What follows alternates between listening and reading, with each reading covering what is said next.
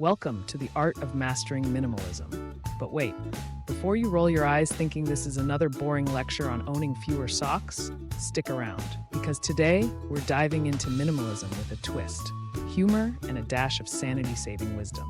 Let's go. Picture this. Your closet is bursting at the seams, your kitchen drawers are like black holes, and that one chair in the corner? Yeah, it's practically a Mount Everest of laundry. Sound familiar? Don't worry, you're not alone. This is the chaos we're here to tackle. So, what is minimalism? Contrary to popular belief, it's not about living in an all-white house with one fork and a single potted plant. Minimalism is about creating space, physical, mental, and emotional, by focusing on what truly matters. Now let's break down the core principles of minimalism. First up, decluttering. The golden rule here is simple. If it doesn't spark joy or serve a purpose, let it go. That t-shirt from your high school band camp? It's time to say goodbye. Next, simplify your daily routines.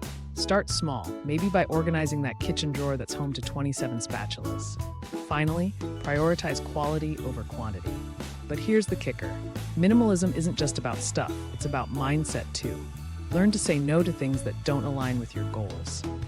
Now, I know what you're thinking. This sounds like a lot of work, but trust me, the payoff is worth it. Imagine a life where you can find your keys without a 20-minute treasure hunt, or where your calendar isn't a minefield of overlapping obligations.